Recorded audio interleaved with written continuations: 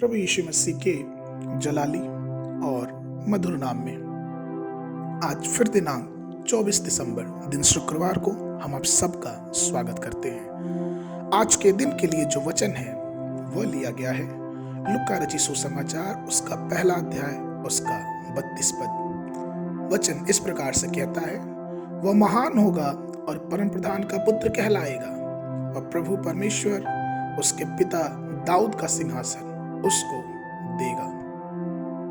प्रभु में मेरे प्रिय लोगों, परमेश्वर महान है और वह सब आदर के योग्य और महिमा के योग्य परमेश्वर है।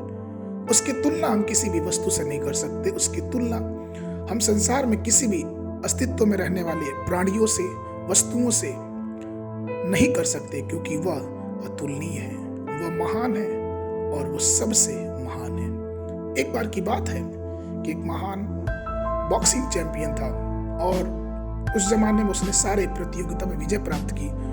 और जब उसने सारी प्रतियोगिता में विजय प्राप्त कर लिया तो उसके मन में अहंकार भर गया और अभिमान हो गया और उसने वहीं खड़े खड़े उसने कहा कि अब मैं दुनिया के सभी सूरवीरों पे अपनी जीत पा ली है और कोई मुझे अब नहीं हरा सकता। यहाँ तक कि अगर कोई ईश्वर भी है वो भी मुझसे अगर युद्ध कर ले तो मैं उससे भी हरा दूंगा और मैं साबित कर दूंगा कि मैं परमेश्वर से बड़ा हूं। और ऐसी घोषणा करने के तुरंत बाद ही उसने देखा कि मानो उसने ईश्वर को चुनौती दिया हो और अचानक एक जहरीला, जिसको हॉर्नेट कहा जाता है, एक मधुमक्खी, वो उसके सिर पे आई और अपना छोटा सा डंक मार के और वहां से चली गई।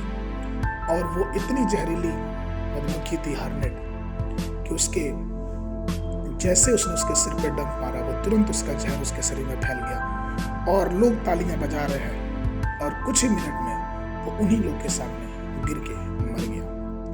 कहने का तात्पर्य यह है प्रियो कि हम कभी भी इतने महान नहीं हो सकते कि हम परमेश्वर के तुल्य हो जाए, क्योंकि रोमियो की पुस्तक उसका 9वां अध्याय उसका 20वां पद इस प्रकार से कहता है, हे मनुष्य, भला तू कौन है जो परमेश्वर का सामना करता है? क्या गढ़ी हुई वस्तुएं गढ़ने वाले से कह सकते हैं कि तूने मुझे ऐसा क्यों बनाया?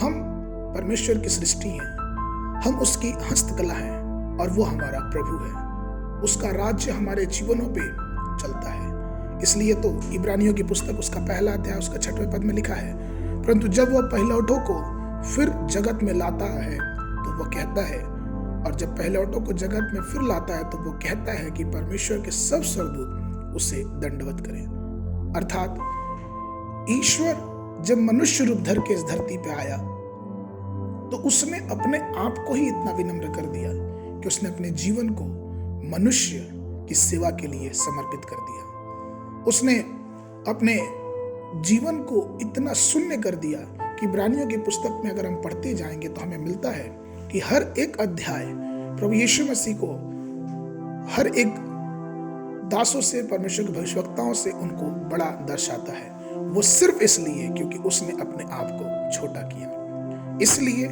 हम और आप कभी परमेश्वर की महानता पे शक ना करें, भ्रमित ना हो और अपने जीवन को पूरी रीति से परमेश्वर के अधिकार में दे दें, क्योंकि वो परमेश्वर जो राजाओं का राजा, वो प्रभुओं का प्रभु, वो हमारे सारे सम्मान और महिमा के योग्य है। और इसलिए आइए अपने जीवन में उसकी स्तुति और प्रशंसा और उसके नाम का आदर करते रहें। आज के मनन के लिए जो पद है वो लिया गया है तीतुस की पत्री उसका 2वां अध्याय उसका 13 पद। और उस धन्य आशा की, अर्थात अपने महान परमेश्वर और उद्धारकर्ता यीशु मसीह की महिमा के प्रकट होने की बाट जोहते रहे। परमेश्वर आप सबको आशीष देने पाए।